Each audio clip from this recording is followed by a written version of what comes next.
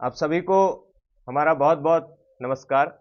हम सभी फिर से सेरिकल्चर के मंच पर जुड़े हुए हैं और यहाँ पर तकनीकी जानकारियों के लिए इस समय हम फील्ड पर, ये कीट पालन का समय चल रहा है और फील्ड पर हैं किसान के साथ। आप हैं किसान चंदो देवी जी। हमारे साथ चंदो देवी जी जुड़ी हैं। चंदो देवी जी, आप आगे को आ जाइए। आप ग्राम खटोला में हैं, गदरपुर विकास खंड में। चंदो देवी जी आपके घर पर हैं और ये कीट पालन कर रहे हैं, और कीट पालन के निरीक्षण के दौरान हमें एक स्थिति ऐसी नजर आई कि जो ये कीड़ा है, इसमें बीमारी आ चुकी है। इसमें आप देख रहे होंगे तो कुछ कीड़े आपको ऐसे मरे हुए से नजर आ रहे होंगे, छोटे छोटे, जो कि डेड हो चुके हैं। उनमें एक प्रकार की बीमारी आ गई है। तो इसी बीमारी पर विस्तार से बात करने के लिए, जिसे आप देख भी रहे हैं, और हमारे साथ तकनीकी विशेषज्ञ के रूप में रोमिल पांडे जी जुड़े हुए हैं, जो इस पर कुछ प्रकाश डालेंगे।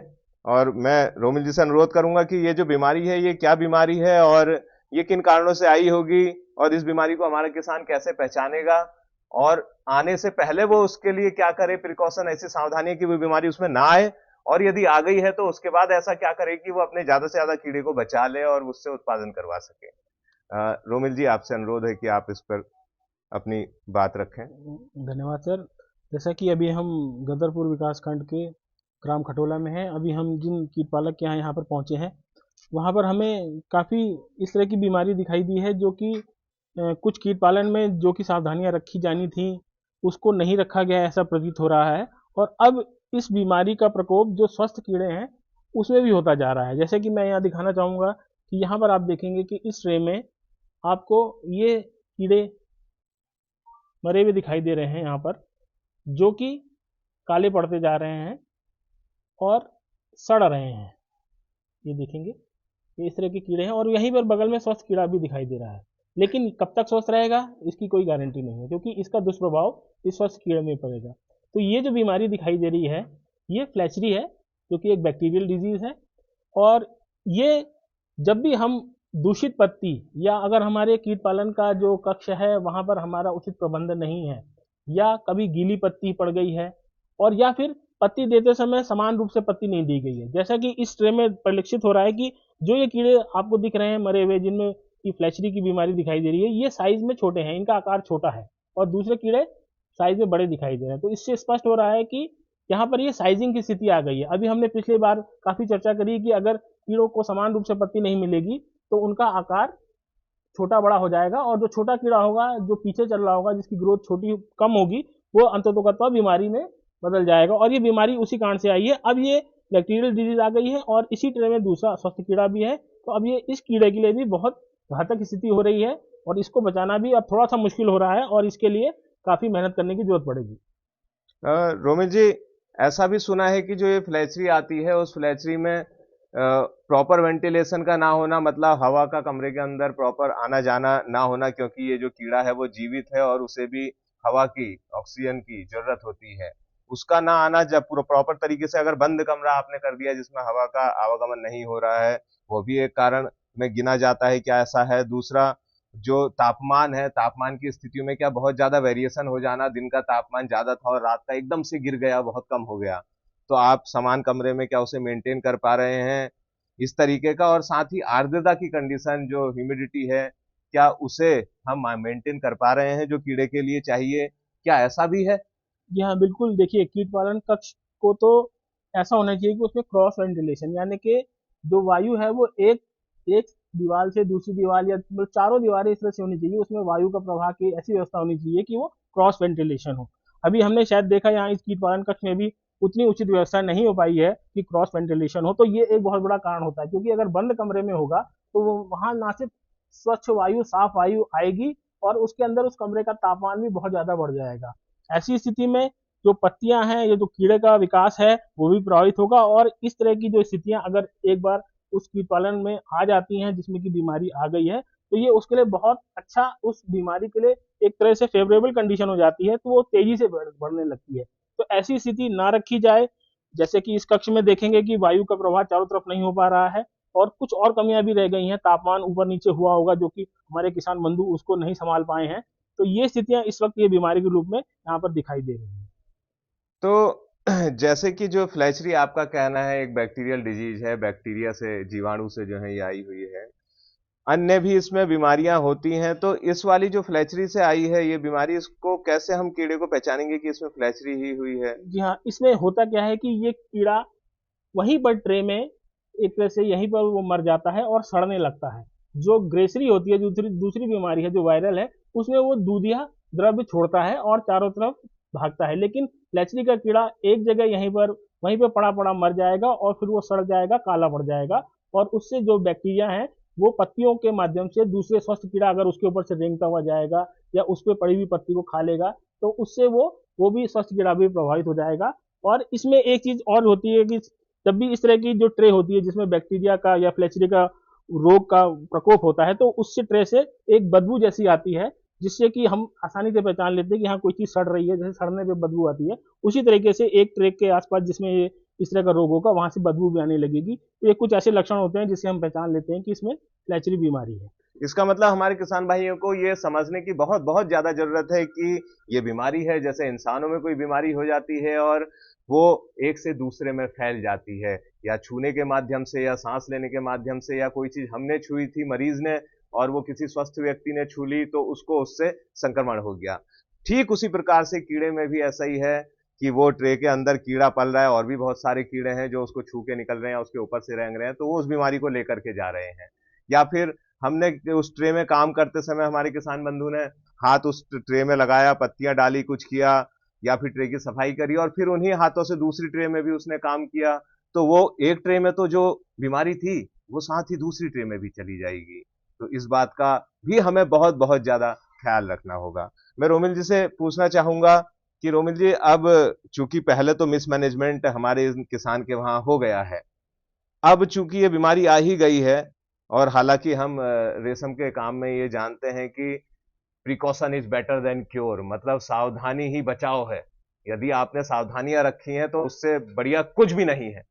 आपने ऐसी सावधानियां रखी कि आपके यहाँ बीमारी, किसान भाई से मैं कहना चाहूंगा कि चंदो देवी जी, आपके यहाँ बीमारी आए ही ना, हम इतनी सावधानी रखें, क्योंकि ये बहुत सेंसिटिव कीड़ा है। बीमारी आ जाने के बाद इसको उस मात्रा में बचा पाना बहुत कठिन हो जाता है। फिर भी क्या ऐसे सुरक्षात्मक उपाय हो सकते हैं आगे के लिए कि जिनको करके हम अब इसमें से बचे हुए कीड़े को बचाने की कोशिश कर सकें अधिक से अधिक? देखिए, जैसा कि हमने पहले चर्चा करी थी कि कीड़े के पास बीमारी को अपने स्तर से ठीक करने का कोई तंत्र नहीं होता है। वो पूरी तरह से हम पर ही निर्भर है कि जैसा हम उसको माहौल देंगे, जिस तरह से हम कीट पालन का माहौल बनाएंगे, उसी में स्वस्थ कीट पालन करते हुए वो अपनी विकास करता है और आगे रेशम बनाता है। अभी यहाँ पर चूंकि ऐसी स्थितियां नहीं बन पाई हैं, तो अब इस कीड़े को संभालना और इसको आगे जो स्वस्थ कीड़ा है उससे आगे रेशम उत्पादन हो सके, ये अब हमारे हाथ में होगा। इसमें किसान भाई को ऐसा करना पड़ेगा कि सबसे पहले थोड़ा विशेष प्रयास ही करना पड़ेगा। सबसे पहले तो जो स्वस्थ कीड़ा है उनको इस ट्रे में जिसमें कि मरे हुए कीड़े हैं और खाल पड़ी हुई है, तो और जो हमारी सूखी पत्तियां हैं उनसे भी इससे हटा के नई ट्रे में ले लेना है, क्योंकि जितनी देर तक वो इन कीड़ों के संपर्क में रहेगा, बीमारी ग्रस्त या मरे हुए कीड़ों के संपर्क में, बहुत संभावना है कि उससे उतनी जल्दी उसमें भी बीमारी का प्रभाव आ जाए। तो अब जब ये नई ट्रे बनाएंगे तो इसमें क्या करेंगे, क्योंकि इसमें जो कीड़ा है वो सड़ गया है, उसके जो शरीर का द्रव्य है वो हो सकता है कि वो जब हम नए कीड़ों को दूसरी ट्रे में शिफ्ट करें, अच्छे कीड़ों को, तो उनके साथ वो उस ट्रे में भी चला जाएगा। तो ऐसे में उनको नई ट्रे बनाते समय उसमें नीचे से अखबार बिछा के हल्का हल्का चूना उस अखबार के ऊपर छिड़क देना है, जिससे कि इस तरह का जो द्रव्य अगर आ भी रहा है तो वो चूने के प्रभाव से वो निष्क्रिय हो जाए। उसके बाद जो सही कीड़ा है, जो अच्छा कीड़ा है, उसको उस ट्रे में, नई ट्रे में समान रूप से फैला देना है। बहुत ज्यादा घना नहीं रखना है, क्योंकि जितना घना होगा उतना इस बीमारी का प्रकोप ज्यादा होगा। उतने ज्यादा कीड़े आपस में एक दूसरे से मिले जुलेंगे, एक दूसरे से टकराएंगे, तो वो भी ये ध्यान रखना है कि बहुत घना नहीं करना है। उसके बाद जब उस ट्रे में वो स्वस्थ कीड़ा हम ट्रांसफर कर देते हैं, तो उसके बाद हम जो किसान भाई के पास रेशम कीट औषधि है, लाल रंग की दवा जिसको हम बोलते हैं, उसको ये छिड़काव कर देंगे आप 18 ग्राम प्रति ट्रे के हिसाब से, यानी कि 20 ग्राम की पोटली बनाकर एक ट्रे में उसको छिड़काव कर विजेता देंगे। का? विजेता का जो रेशम कीट औषधि है उसका इसके ऊपर छिड़काव कर देंगे। उससे होगा क्या कि जो इसकी खाल के ऊपर वो जो दवा है वो उसके ऊपर पड़ जाएगी और वो दूसरी बीमारी के बैक्टीरिया या वायरस जो भी है उनको रोकथाम करने के लिए बहुत जरूरी होती है। दवाई डालने के तुरंत बाद पत्ती नहीं देनी है, लगभग आधा घंटा रुकना है, उसके बाद आप पत्ती यहाँ पर डालेंगे। और फिर भी ये ध्यान रखेंगे, क्योंकि इसमें बीमारी आ चुकी है, तो कुछ कीड़े अभी भी रोगग्रस्त हो जाएंगे, तो उनको लगातार देखते रहना है। और जैसे ही इस तरह का कीड़ा आपको दिखाई देता है कि जिसमें बीमारी आ रही है, उसको हाथ से नहीं करेंगे। इसमें बहुत सावधानी ये रखनी है, क्योंकि अब यहाँ बीमारी आ चुकी है, तो ऐसा ना हो कि आपने सफाई तो कर ली, लेकिन उसी हाथों से आपने जो स्वस्थ कीड़े थे उनको छू लिया, या पत्तियां जब काट रहे हैं तो हाथ हमारे लग रहे हैं, तो उसके माध्यम से वो बीमारी स्वस्थ कीड़ों में ना जाए। तो इसलिए हाथ का बिल्कुल कम से कम प्रयोग करेंगे। और जब भी इस तरह का काम करते हैं उसके तुरंत बाद हाथ धो लेंगे, पत्ती देने से पहले भी हाथ धो लेंगे, साबुन से ही अच्छी तरह से हाथ धो लेंगे, फिर इस तरह के काम में लगेंगे। और अगर कोई रोगग्रस्त कीड़ा दिखता है तो उसको इस तरह से टहनियों की सहायता से, या छोटी छोटी आपने जो बना रखी है इसकी सहायता से उसको निकाल के एक बर्तन में चूना रख के उसमें रखेंगे। क्योंकि वो ऐसा भी नहीं है कि आपने निकाल के नहीं बगल में फेंक दिया, या बगल में जहाँ कीड़ा पल रहा है वहीं पर अखबार में रख दिया, ऐसा नहीं करना है। उसको पहले चूने में रख के, जो चूना है आपने ट्रे में रखा उसमें रख के, अपने कीट पालन कक्ष से दूर ले जाके उसको जमीन में दबा देंगे, और फिर हाथ धो के फिर आगे कीट पालन कार्य में लगेंगे। आप इसमें बहुत ज़्यादा ध्यान रखेंगे कि जैसे कोई भी काम के लिए हाथ धोने की बात बताई तो हाथ साबुन से धोएंगे, ऐसा नहीं कि पानी से हाथ धो करके आ गए आप। साबुन से बढ़िया से जो है आप 25-30 सेकंड तक, करीब आधे मिनट तक हाथ को धो लीजिए जब आप काम कर रहे हैं, क्योंकि ये काम हमारे लिए रोजी रोटी देता है, हमें पैसा देता है, तो फिर हम उसको उसी सावधानी के साथ करें, इसे छोटा ना समझें।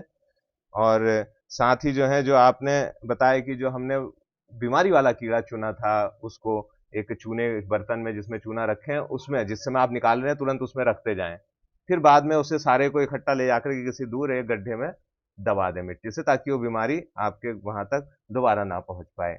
तो इतनी सारी सावधानियां अगर आप रखेंगे, देखिए हमारी मंशा जो है यही है कि किसान बंधु जो हमारा इस काम से जुड़ा हुआ है वो ज्यादा से ज्यादा कमाई करे। और वो कमाई कब करेगा? जब उसका कीड़ा स्वस्थ होगा, जब उसका कीड़ा स्वस्थ होगा, हेल्दी होगा, और वो अच्छा रेशम का कोया उत्पादित करेगा, फिर उसे आप मार्केट में बेच करके अच्छा पैसा कमा पाएंगे।